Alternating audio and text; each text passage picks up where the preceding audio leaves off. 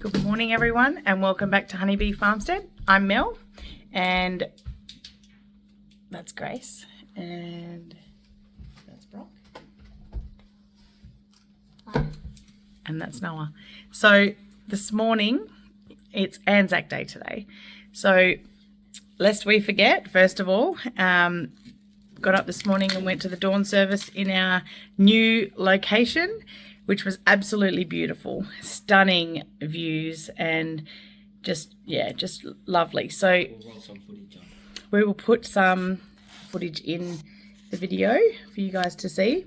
But what I want to do today in Australia, so I don't know where you're watching from, but in Australia, it is commonly known that we plant garlic on ANZAC Day and we harvest on Remembrance Day. So it's nice and easy to remember. So today, Brocco got my garlic bed all ready for me. It's my first garden bed or raised garden bed on the new property. So I'm pretty excited. So today we're going to plant our elephant garlic. So you can see here, that's one clove. I'm wearing an elephant. Oh yeah, you are wearing an elephant. That's one clove. And we have got a whole basket of them here. Look at this. That's a bulb. The size of that. It's huge. So this is a beautiful type of garlic. I love it. We use a load of garlic. So normally we'd use a whole bulb in, say, spaghetti or whatever. So we just figured, why don't we grow elephant garlic? And then every single clove is almost the equivalent to a whole bulb. So we're going to plant that today. And we have some standard garlic as well. Might just pop that in around it as well. And yeah, get that happening. I've been collecting all of Deirdre's poop out of the yard that we've got her in at the moment, and we'll put that around because garlic is a heavy feeder, likes a lot of food. It's quite a hungry plant, so for them to grow to their best potential we have to feed them a lot. So once we've planted them, we'll put some mulch on them and water them in, and away they go. We hear that we're getting a storm here this afternoon, and there's going to be rain into tomorrow. So it's the perfect time to plant. Come along with us. So I've got my hat on. I am wearing a singlet, so that's not very sun smart. But where we're going is a little bit shady at the moment. It's not too bad, so we should be fine. Look at this. We picked, or one of the boys picked a load of rocks out of our asparagus bed. So we're going to redirect these to a really good spot. I want to put... Would you line your outside of your garden beds with it? Well, yeah, I want to actually do... See there how they're nice and flat? Yeah. I want to do stepping stones between the garden beds That. so that Like, no weeds grow there. Like play with it like that. Yeah. Yep. Puzzle it up. Yeah, that'll be good. weeds come through to pull them. So that's the plan. So we get around on this little mower. I'll pull it around now and I'll start it when you can. Yeah, you can pull it around. Is the dog's water plugged in, like full? Where's the bucket? Because she shouldn't be doing that. Find her water bucket, please, and fill it up. So here you'll notice I've got a lot of my fruit trees under shade here because we're not quite... Oh, Noah, I want you to get an actual bucket, please. Gracie riding her new bike that her grandma gave her, where she noticed that Gracie didn't have one and the boys have all got them. I just take a little detour while we're waiting to do the garlic, show you guys a few things. So there's the plants along here. My plan for this section here, see how there's 4 sections with wires along the side of the house? This gets the afternoon sun, so I'm thinking I might grow grapevines along here. I've got 4 different types of grapes that are seedless, so I might repair the ground at the base there, get Alex to dig some holes with the dingo, and I'll back up again. See this bit here and that bit there? I'm going to get the boys to put some wire on that for me, and I think I'll grow passion fruit there. That'll grow really nicely because this yard here, this is the front yard. Look, kids' clothes already left around. They're feeling more and more at home. yeah, some more of my plants here, looking a little bit sickly. They're not getting a lot of sun here, so we're going to hurry up and plant them out and get cracking on the garden. So this is, I think you guys will remember from a previous video, this is actually the nursery for the chickens. But at the moment, we've got some exciting things happening in here. I'll come in and I'll show you guys.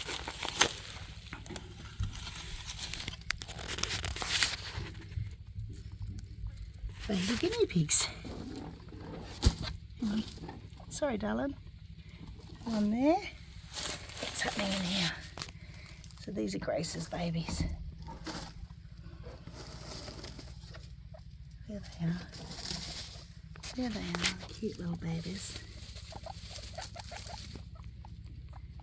Hi, baby. Hi, little baby. That one's eyes still stuck shut. We've been just bathing that. It'll come good. There's 5 new little babies, and we put them in this much bigger pen. We're not. Actually, 8, I think. Yeah, We're 8 not- of them, but 2 died. We are not using this as a chicken brooder at the moment. This is where we grow out our chickens once they're out of the brooder. So we thought we'll put the guinea pigs in there and let them have a lot more space. And The babies followed each other. they do follow each other. They're good like that. Are you going to meet me up there at the garlic patch? Are you going to walk up there with that? Yeah. All right. So yeah, this is the front area. It's a bit bleh. We'll work on it. This is really cool. I mean, I don't like roses generally, but what lives in here, Grace? Geckos. Lots of geckos, and I do absolutely love geckos, so that won't be going anywhere. Second animal. This is the view down the driveway. Oh, we can show them. But This we is our can paddock. walk there. We can. Some more garden beds here. We're going to carry up to the garden bed area. I finally decided on where I want the garden bed. Excuse the squinting, it's a bit bright out here. Finally decided where I want the garden beds, so that's very handy. And make our way up here now. We're going to fence it off. At the moment it's not fenced because there's nothing growing in. Look at these guys. Goats and cows. Everyone getting about. Felix is on a tether because he keeps being naughty and breaking into my grain shed. Even though there's plenty of hay and stuff all around for him. Hello, Miss Clementine. How are you, princess? You just woke up from a nap, didn't ya? I can tell. I can tell, baby. Hey? Who's a kissy little girl? You kissy girl. Hey. Oh, I don't want your big tongue on me. Alright, so as we come up from the house, we try to keep the garden beds pretty close to the house because we need to be able to use the produce and stuff. So this is it. There was already a fence here, so I feel like I'll grow peas along there or something that likes to climb, because that'll be part of the fence to fence out any animals from this garden bed. Oh, sorry, garden paddock. All the garden beds are going to be set up in here, and you can see, I'll just walk up. You right, love? So Let's go right here. yeah, you lift it, take the pressure off it. Who did that gate? Do you want to hold the garlic for me, sweetheart, and I'll open it for you? Look at that big basket of garlic. And Garlicky. nice and garlicky. Yeah. Sure is. Smells nice, doesn't it? We'll just shut it. No, come. Yeah, pop that there. Grab your little push bike. Oh, it's not like a push bike. I mean, it is. It's a mountain bike, isn't it? I'm going to do some jumps there. Are ya? Oh, that sounds great. So many good adventures on this farm for the kids. So here you see there's already a strainer to the gate that comes up into this area. There's one of the swales that runs along. There's my fruit and veggie area. So that I'm going to continue fruit trees out this way, the asparagus patches there, and that's where the kids got all the rocks from. I don't know why they did it, but they had a huge pile of rocks in the asparagus area, so the asparagus couldn't keep growing. And Alex has dug the swale out properly again. It kind of got a bit washed through and stuff, and as we're expecting rain, we want it to, it runs off here quite heavily, so we want it to run down here and stop or slow down dramatically the flow of water. So that should do that beautifully there. Here's the asparagus bed, and this is what the boys have been working on, or Noah I should say has been working on. We're going to probably leave the posts in. There's no point in digging those out, and then take all the mesh down, because no animals will be in here.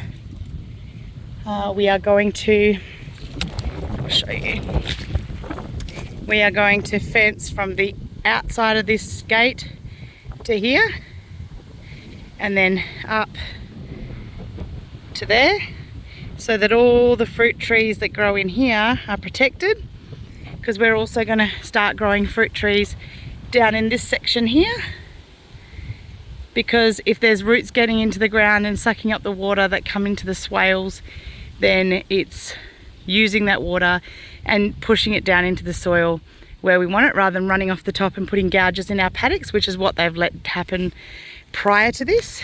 And then the next fence is going to run, one of them's going to run from that post all the way up here to that post there. Then there's going to be a fence along there and down to a strainer post way over there. So this whole section here will be no animals. It'll be all garden, fruit trees, nature area where we can come in and sit in here, and I can even possibly move my milking area, who knows, but that will be a protected area.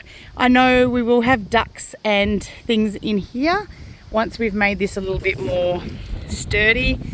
The next post you see behind this one on that side is the start of the pig and goat yard. That's that whole top section there, and that's going to have a little gate there. You can already see there, little trough there, plenty of shade in there, lots of room for them to run around, but because it's sheetrock, not a lot of area where they can actually damage or do too much tilling, but there is lots of areas where they can scratch. Pigs love to scratch on things, so we're making sure that we keep into consideration all the things that the different animals like to do and have at their disposal, so that keeps them happy. And then as far as my fence, so that will then create a laneway for us to be able to move animals between paddocks without them eating any of my things or damaging anything. So this strainer post here, another fence will go across to, we're probably going to have to put a strainer post in here. We'll go across to here. Now if this post here is strong enough in the ground, doesn't feel like it is, then we can probably put a couple of supports running this way and out and actually fence to here. And then if you look down that pine pole there, fence to there. So this section here is just garden beds. There will not be any cows or calves going in there in the future. But then we'll fence from this post right over to this post here. This one's really sturdy in the ground. It's got, it's concreted in, but it's also got a stay, so it's nice and sturdy. And then eventually I will have this whole section as well. Once we've cleared all this debris and rubbish that they left behind, this will also be garden. That little paddock you see in front there, we can use as baby animals and stuff. I'm actually thinking I want to put like a nice sort of play area for baby goats and calves and things like that. Calves, lambs, all those sorts of things. And then this needs a lot of work because there's a lot of foxes around. So we'll repair all this, fence the outside really nicely, make sure it's completely fox proof, and then I'll be able to have my individual pens for breeding ducks, turkeys, purebred chickens. So at the moment all my chickens are in together, but I like to breed purebred. So yeah, we'll put them all in like that. I got sidetracked telling you guys all the plans, but yeah, this used to be a garden that they grew. So I'm thinking things in here like what we put, like spinaches, things that are really quite easy to grow, and that once they seed they just keep growing. We'll put them in here because then if they do get overgrown or whatever, we can just quite easily let the different chicken breeds and stuff out of here. Like the Australorps can have a day in here and then locked away, and we can actually control who goes in there and at what time. But yeah, all this fencing needs repair. It's a bit ugly and a bit gross. But yeah, I love having projects. Hello, little man. Hi, T-Bone. Hey, baby. Hello, sweetie. Okay, so they're playing with Clem. And now we're going to come down here with the boys and pop in some garlic. What happened? Oh, she's eating. You like garlic? You already had one. You little Italian calf, are you? That won't hurt her. It'll just get rid of any parasites she may Just have. Get it out and help you out. Ew, wash it off so she doesn't eat dirt. Yeah. Wipe it on your shorts. Bit of a split for you. Yeah. Good. Clem, no. No plastic. No plastic. No plastic.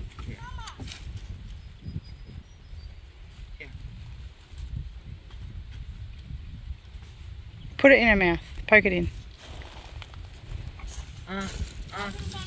You don't like it anymore? What is... So, there's a couple of things happening here. With the flat rock, Rob started to do some little paths between my garden beds, which is really cool. Should stop weeds growing and at least give me somewhere to push a barrow or whatever. But this is the bed we're going to do the garlic in this year. What we do now... Oh, thanks, buddy. We just put that aside for a minute. You wanted about never coming out there? Yeah, that'd be fine. What we're going to do is you don't plant the whole bulb. You just plant one of the cloves, and one clove turns into a plant or a whole bulb. So what you can do is look through your bulbs. See, we don't have a massive bed for this. I'm just trying to keep the elephant garlic going because it's actually really hard to get hold of. See, this clove here is still white, hasn't started to go green or anything, so we'll actually use that for cooking. What we want to try and find for growing is the bulbs here that have gone green. So that there will actually grow roots out of the bottom part, the flat part, the pointy part's what grows the stem, and then eventually, yeah, that'll pop out the ground. And so when you plant them, you need to plant that part down. So I'm just going to put one glove on.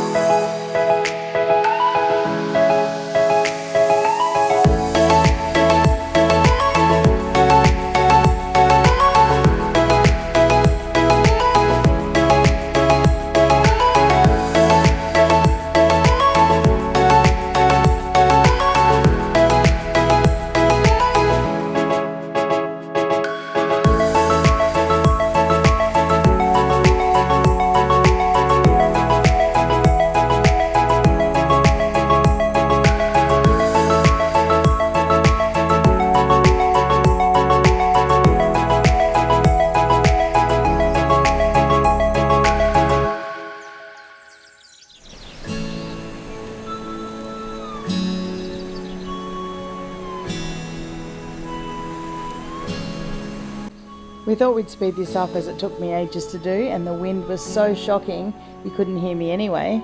But I'm just collecting up all of the spent hay that the cows have had that they didn't end up eating, and they've obviously urinated on that. There's a little calf block to lick the minerals. But yeah, they've finished with the hay, so we're going to use it as a mulch. They've eaten all the seed heads off it anyway. It's great to protect the garlic when they sprout, but also to keep the soil underneath nice and damp when it rains and stop any evaporation.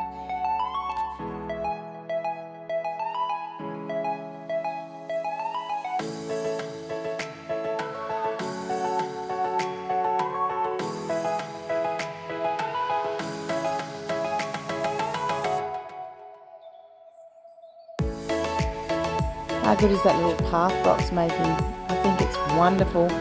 And there's the poop that we've collected up to put on top of the garden bed. Just keeps the hay down and stops it blowing around in the wind, but it also feeds the garlic. They're a very hungry plant, so need a lot of fertiliser.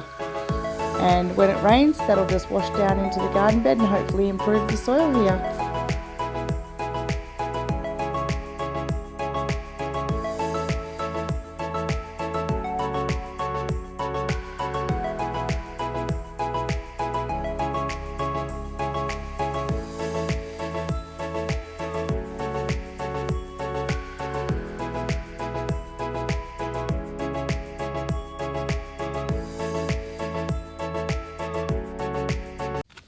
Thank you so much for watching this video, guys. I hope you enjoyed it. I hope it's content that you find helpful. Thank you for liking and subscribing and sharing, and I love your comments. Keep them coming. If you're enjoying something, let me know. If you're not enjoying something, also let me know.